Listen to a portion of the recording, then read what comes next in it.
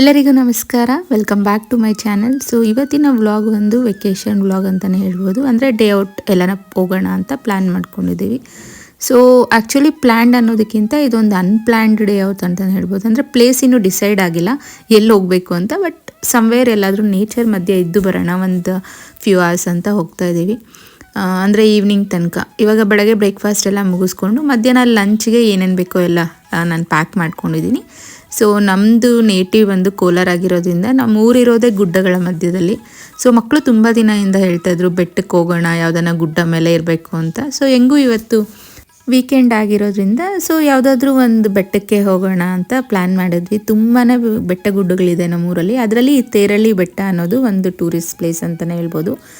So ಇಲ್ಲಿಂದ ನೋಡಿದ್ರೆ ಇಡೀ ಕೋಲಾರ ಕಾಣುತ್ತೆ ನೋಡಿ, ಇದೇ ಆ ಸ್ಪಾಟು. ಇಲ್ಲಿಂದ ನೋಡಿದ್ರೆ ನಮ್ಮದು ಹೋಲ್ ಕೋಲಾರ ಟೌನ್ ಕಾಣುತ್ತೆ. ಸೊ ತುಂಬ ಪ್ಲೇಸಸ್ಸಿಂದ ಬರ್ತಾರೆ ಇಲ್ಲಿಗೆ ಆ್ಯಕ್ಚುಲಿ. ಅಂದರೆ ಲಾಂಗ್ ಡ್ರೈವ್ ಥರ ಎಲ್ಲ ಬ್ಯಾಂಗ್ಳೂರು ಇಂಥ ಸುತ್ತಮುತ್ತ ಪ್ಲೇಸಸ್ಸಿಂದ ಎಲ್ಲ ಬರ್ತಾರೆ. ಸೊ ಡೆಡ್ ಎಂಡಲ್ಲಿ ಒಂದು ಗೇಟೆಡ್ ಕಮ್ಯುನಿಟಿ ಬೇರೆ ಇದೆ. ಸೊ ಇದರಲ್ಲಿ ತುಂಬ ಜನ ಗೆಸ್ಟ್ ಹೌಸು ಈ ಥರ ವೀಕೆಂಡ್ ಬಂದು ಇರೋದಕ್ಕೆ ಅಂತಲೇ ಪ್ಲ್ಯಾನ್ ಮಾಡಿಕೊಂಡು ಗೆಸ್ಟ್ ಹೌಸ್ನೆಲ್ಲ ಕಟ್ಟಿದ್ದಾರೆ. ತುಂಬ ದಿನದಿಂದ ನಾವು ಅಂದ್ಕೊಳ್ತಾ ಇದ್ವಿ ಒಂದ್ಸಲ ಹೋಗಿ ನೋಡ್ಕೊಂಬರೋಣ ಯಾವ ರೀತಿ ಮಾಡಿದ್ದಾರೆ ಈ ಒಂದು ಲೇಔಟ್ ಅಂತ. ಸೊ ಹೆಂಗೂ ಇಷ್ಟು ದೂರ ಬಂದಿದ್ದೀವಲ್ಲ, ಇವತ್ತು ಅದನ್ನು ನೋಡ್ಕೊಂಡು ಹೋಗೋಣ ಅಂತ ಬಂದ್ವಿ. ಸೊ ಇದೇ ಆ ಒಂದು ಗೇಟೆಡ್ ಕಮ್ಯುನಿಟಿ, ಕ್ಲಬ್ ಹೌಸು, ಪೂಲು ಮತ್ತು ಪ್ರತಿಯೊಂದು ಇದೆ ಇಲ್ಲಿ ಫೆಸಿಲಿಟೀಸು. ಮತ್ತು ರೆಂಟ್ ಪರ್ಪಸ್ ಆಗಿ ಕೂಡ ಕೆಲವೊಂದು ರೂಮ್ಸ್ನೆಲ್ಲ ಕನ್ಸ್ಟ್ರಕ್ಟ್ ಮಾಡಿದ್ದಾರೆ ಅಂತ ನಮಗೆ ಗೊತ್ತಾಯ್ತು ಇಲ್ಲಿ ಬಂದಮೇಲೆ. ತುಂಬಾ ಚೆನ್ನಾಗಿತ್ತು, ಒಂಥರ ನೇಚರ್ ಮಧ್ಯ ಇರೋ ಥರ ಒಂದು ಫೀಲ್ ಬಂತು. ಹಿಂಗೆ ಆ ಲೇಔಟ್ ಒಳಗಡೆ ಹೋಗ್ತಾ ಇದ್ದರೆ ಒಂದು ಸ್ಪಾಟ್ ನಮಗೆ ತುಂಬಾ ಇಷ್ಟ ಆಯಿತು. ಮತ್ತು ಎಲ್ಲರನ್ನೂ ಬಿಡಲ್ಲ ಈ ಒಂದು ಲೇಔಟಲ್ಲಿ. ನಮ್ಮ ಹಸ್ಬೆಂಡ್ ಅವ್ರ ಫ್ರೆಂಡ್ದು ಇಲ್ಲಿ ಗೆಸ್ಟ್ ಹೌಸ್ ಇರೋದ್ರಿಂದ ನಾವು ಅವ್ರ ಹೆಸರು ಹೇಳಿದ್ದಕ್ಕೆ ಅವರು ಅಲೋ ಮಾಡಿದ್ರು. ಬಟ್ ತುಂಬಾ ಬ್ಯೂಟಿಫುಲ್ ಲೇಔಟ್ ಅಂತಲೇ ಹೇಳ್ಬೋದು. ಸೊ ಈ ಒಂದು ಸ್ಪಾಟ್ ನಮಗೆ ತುಂಬಾ ಇಷ್ಟ ಆಯಿತು, ಯಾಕಂದರೆ ಫುಲ್ಲು ಹಿಲ್ ಮಧ್ಯದಲ್ಲಿದೆ ಇದು ಪ್ಲೇಸು. ಮತ್ತು ಒಂದು ವಾಟ್ರ್ ಬಾಡಿ ಸಹ ಇತ್ತು. ಸೊ ನನ್ನ ಮಕ್ಕಳು ಸಹ ವಾಟ್ರ್ ಬಾಡಿನ ನೋಡಿ ಒಂದು ಸ್ವಲ್ಪ ನೀರಲ್ಲೆಲ್ಲ ಆಟಾಡ್ಬೋದು ಅಂತ ಪ್ಲೀಸ್ ಇಲ್ಲೇ ಇರೋಣ ಅಂತ ಹೇಳಿದ್ರು. ಅದಕ್ಕೆ ಆಯಿತು ಅಂತ ಅಲ್ಲೇ ಮ್ಯಾಟೆಲ್ಲ ಹಾಕ್ಕೊಂಡು ಇವಾಗೆಲ್ಲ ಆ ಪ್ಲೇಸ್ನ ನಾವು ಕೂತ್ಕೊಂಡು ಎಂಜಾಯ್ ಮಾಡೋಕ್ಕೆ ಎಲ್ಲ ಸೆಟಪ್ ಎಲ್ಲ ಮಾಡ್ಕೊಳ್ತಾ ಇದ್ವಿ.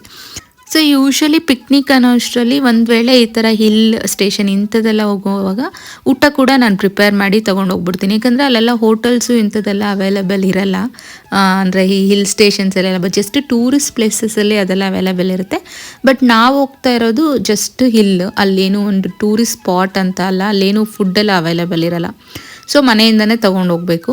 ಸೊ ಹಂಗೂ ಅಂದ್ಕೊಂಡ್ವಿ ಮಧ್ಯಾಹ್ನ ಲಂಚ್ ಮುಗಿಸ್ಕೊಂಡು ಹೋಗೋಣ ಅಂತ. ಬಟ್ ನನ್ನ ಮಗಳು ಇಲ್ಲ, ಎಲ್ಲ ಅಲ್ಲೇ ಎತ್ಕೊಂಡು ಹೋಗಿ ತಿನ್ನೋಣ, ಪ್ಯಾಕ್ ಮಾಡ್ಕೊಳ್ಳಿ ಅಂತ ಹೇಳಿದ್ದಕ್ಕೆ ಅದು ಒಂದು ಒಳ್ಳೆ ಐಡಿಯಾ ಅಂದ್ಬಿಟ್ಟು ಲೈಕ್ ಎಲ್ಲ ಬಾಕ್ಸಸ್ ಎಲ್ಲ ಪ್ಯಾಕ್ ಮಾಡ್ಕೊಂಡು ಇಲ್ಲೇ ತಿನ್ನೋಣ ಅಂತ ತೊಗೊಂಬಂದಿದ್ದೀವಿ.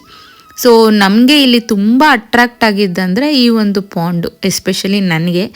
ಸೊ ನನ್ನ ಮಕ್ಕಳಂತೂ ನಾವು ಇವತ್ತು ಟೆಂಟಲ್ಲೇ ಇರ್ತೀವಿ ಅಂದವರು ಆ ವಾಟ್ರ್ ಬಾಡಿನ ನೋಡೋಷ್ಟರಲ್ಲಿ ಫಸ್ಟು ಆ ವಾಟ್ರ್ ಬಾಡಿ ಹತ್ರ ಓಡೋಗ್ಬಿಟ್ರು. ಫಸ್ಟಲ್ಲಿ ಆಟ ಆಡ್ಕೊಂಬಂದ್ಬಿಡೋಣ ಅಂತ. ಅಷ್ಟು ಚೆನ್ನಾಗಿತ್ತು. ನೀವು ನೋಡ್ತಾ ಇರ್ಬೋದು ದೂರದಿಂದನೇ ಎಷ್ಟು ಬ್ಯೂಟಿಫುಲ್ ಆಗಿದೆ ಈ ಒಂದು ಪ್ಲೇಸ್ ಅಂತ. ಆಲ್ರೆಡಿ ನನ್ನ ಮಕ್ಕಳಿಗೆ ಎಂಜಾಯ್ ಮಾಡ್ತಾ ಇದ್ದಾರೆ. ಸೊ ಅದ್ರದ್ದು ಝೂಮ್ ಲುಕ್ಕು ನಿಮ್ಮೆಲ್ಲರಿಗೂ ಇವಾಗ ತೋರಿಸ್ತೀನಿ, ಹೇಗಿದೆ ಅಂತ ಕಮೆಂಟ್ಸಲ್ಲಿ ತಿಳಿಸಿ.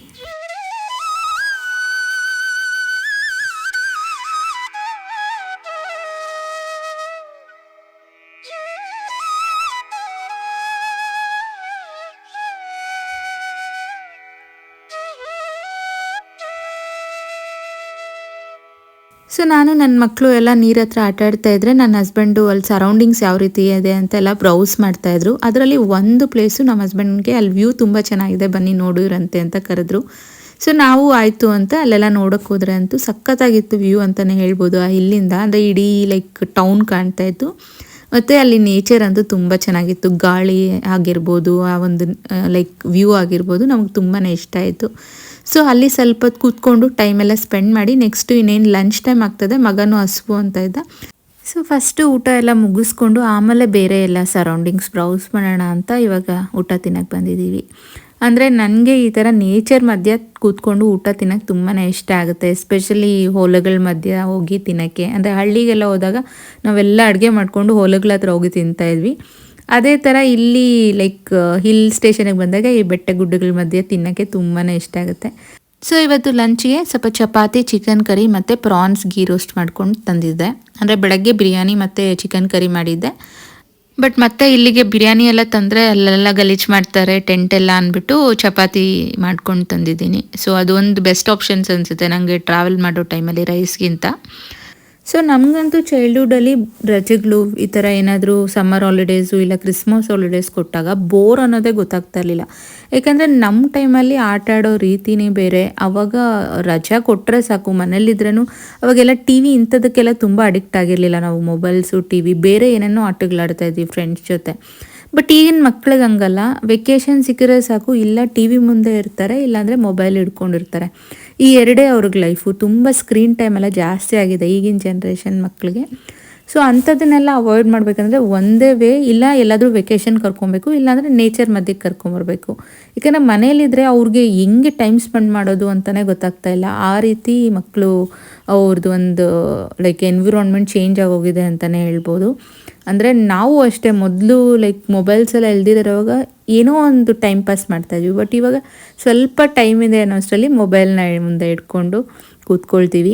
ಸೊ ಅದಕ್ಕೆ ಈ ಥರ ಒಂದು ಕ್ವಾಲಿಟಿ ಟೈಮ್ ಸ್ಪೆಂಡ್ ಮಾಡೋಕ್ಕೆ ಈ ಥರ ನೇಚರ್ ಮಧ್ಯ ಬರೋದು ತುಂಬಾ ಇಂಪಾರ್ಟೆಂಟ್ ಈಗಿನ ಒಂದು ಕಾಲದಲ್ಲಿ ಅಂತಲೇ ಹೇಳ್ಬೋದು. ಈ ಒಂದು ಮಕ್ಕಳಿಗೆ ನಮ್ಮ ಥರ ಎನ್ವಿರಾನ್ಮೆಂಟ್ನ ಎಂಜಾಯ್ ಮಾಡೋದು ಇದೆಲ್ಲ ಗೊತ್ತಿರಲ್ಲ. ಸೊ ಈ ಥರ ಕರ್ಕೊಂಬಂಡಾಗಾದರೂ ಎಂಜಾಯ್ ಮಾಡ್ತಾರೆ. ನಮಗೂ ಒಂದು ಲೈಕ್ ಮನೇಲಿ ಕೂತ್ಕೊಂಡ್ರೆ ನಾನು ನಮ್ಮ ಹಸ್ಬೆಂಡ್ ಪಕ್ಕ ಕೂತ್ಕೊಂಡ್ರೂ ಅವರೊಂದು ಮೊಬೈಲ್ ನೋಡ್ಕೊಂಡು ಕೂತಿರ್ತಾರೆ, ನಾನೊಂದು ಮೊಬೈಲ್ ನೋಡ್ಕೊಂಡು ಕೂತಿರ್ತೀವಿ. ಸೊ ಅಂಥದ್ದೆಲ್ಲ ಬೇಡ. ಫ್ಯಾಮ್ಲಿ ಟೈಮ್ ಬೇಕು ಅಂದರೆ ಈ ಥರದ್ದೊಂದು ಮಸ್ಟ್ ವೆಕೇಷನ್ಸ್ ಅಂತಲೇ ನಾನು ಹೇಳ್ತೀನಿ. ಈ ಥರ ಒಂದು ಪಿಕ್ನಿಕ್ಕು ಈ ಥರ ಎಲ್ಲ ತುಂಬ ಬಾಂಡಿಂಗ್ ಕೂಡ ಇನ್ಕ್ರೀಸ್ ಆಗುತ್ತೆ. ಏನೋ ಒಂದು ಮಕ್ಕಳ ಜೊತೆ ಟೈಮ್ ಸ್ಪೆಂಡ್ ಮಾಡೋಕ್ಕೂ ನಮಗೆ ಒಂದು ರೀಸನ್ ಸಿಗುತ್ತೆ ಅಂತ ಹೇಳ್ತೀನಿ. ಸೊ ಫುಲ್ ಎಂಜಾಯ್ ಮಾಡಿದ್ವಿ ಪಿಕ್ನಿಕ್ ಅಂತಲೇ ಹೇಳ್ಬೋದು. ಎಲ್ಲ ಊಟ ತಿಂದು ಇನ್ನೇನು ಸಂಜೆ ಆಗ್ತಾಯಿದೆ, ಒಂದು ಸ್ವಲ್ಪ ಹೊತ್ತು ಮಲ್ಗೋಣ ಅಂತ ಟೆಂಟಲ್ಲೇ ಆರಾಮಾಗಿ ಮಲಗಿದ್ವಿ. ಸಖತ್ತಾಗಿತ್ತು ಆ ಒಂದು ಎಕ್ಸ್ಪೀರಿಯೆನ್ಸ್ ಅಂತಲೇ ಹೇಳ್ಬೋದು. ನಾವು ಎಷ್ಟೇ ಸಾವಿರ ಕೊಟ್ಟು ಎಲ್ಲೆಲ್ಲೋ ಹೋಗ್ತೀವಿ, ಬಟ್ ಇಷ್ಟು ನೆಮ್ಮದಿಯಾಗಿರೋಕ್ಕಂತೂ ಆಗಲ್ಲ. ಬಟ್ ಏನೂ ಪ್ಲ್ಯಾನ್ ಮಾಡ್ಕೊಳ್ತೀರ, ಜಸ್ಟ್ ಔಟ್ಸೈಡ್ ಹೋಗಿ ಬರೋಣ ಅಂತ ಈ ನೇಚರ್ ಮಧ್ಯೆ ಇರೋಷ್ಟರಲ್ಲಿ ಲೈಕ್ ಎಷ್ಟೋ ಸಾವಿರ ಖರ್ಚು ಮಾಡಿ ಹೋಗುವಂಥ ಪ್ಲೇಸಲ್ಲಿ ಕೂಡ ಇಷ್ಟು ನೆಮ್ಮದಿ ಸಿಕ್ಕಿಲ್ವೇನೋ ಅನ್ನೋಷ್ಟು ಒಂದು ಫೀಲ್ ಅನಿಸ್ತು ನನಗೆ.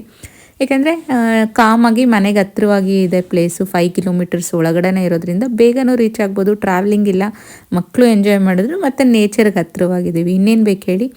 ಸೊ ನೆಕ್ಸ್ಟು ಇನ್ನೇನು ಮನೆಗೆ ಹೊರಡೋ ಮುಂಚೆ ಒಂದು ಪ್ಲೇಸ್ ಇದೆ ಅಂತ ಹೇಳಿದ್ನಲ್ವ, ಆದಿಮ ಅಂತ. ಆದಿಮ ಸಾಂಸ್ಕೃತಿಕ ಕೇಂದ್ರ ಅಂತ ಅದರದ್ದು ಫುಲ್ ಹೆಸರು. ಇದೊಂದು ಟೂರಿಸ್ಟ್ ಪ್ಲೇಸು. ತುಂಬ ಜನ ಈ ಒಂದು ಸ್ಪಾಟ್ನ ನೋಡೋಕ್ಕೆ ಅಂತ ಬರ್ತಾರೆ. ಇಲ್ಲಿಂದ ವ್ಯೂ ಕೂಡ ಚೆನ್ನಾಗಿದೆ.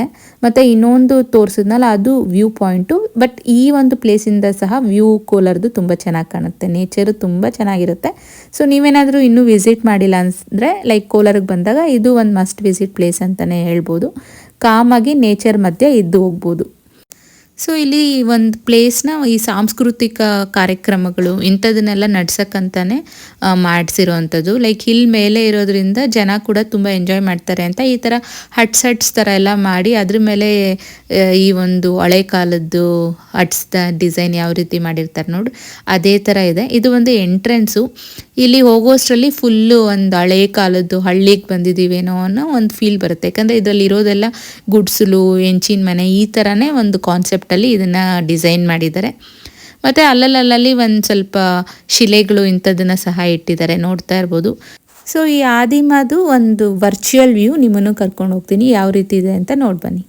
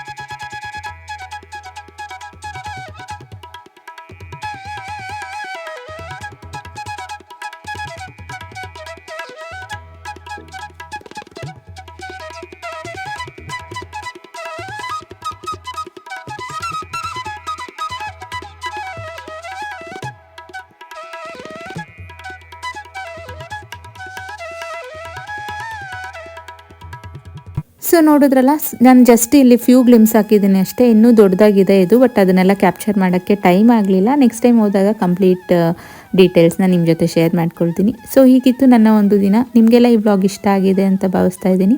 ಕೊನೆ ತನಕ ನೋಡ್ತಾ ಇರೋ ನಿಮ್ಮೆಲ್ಲರಿಗೂ ಥ್ಯಾಂಕ್ಸ್ ಹೇಳ್ತಾ, ಯಾರೆಲ್ಲ ಇನ್ನೂ ನನ್ನ ಚಾನಲ್ಗೆ ಸಬ್ಸ್ಕ್ರೈಬ್ ಮಾಡ್ಕೊಳ್ತೀರಾ ನೋಡ್ತಾ ಇದ್ದೀರಾ, ಇಲ್ಲ ನೀವೇನಾದರೂ ಫಸ್ಟ್ ಟೈಮ್ ವ್ಯೂವರ್ಸ್ ಆದರೆ ದಯವಿಟ್ಟು ಸಬ್ಸ್ಕ್ರೈಬ್ ಮಾಡ್ಕೊಂಡು ನೋಡಿ ಅಂತ ಹೇಳ್ತಾ ಈ ವ್ಲಾಗ್ನ ನಾನು ಇಲ್ಲಿಗೆ ಮುಗಿಸ್ತಾ ಇದ್ದೀನಿ.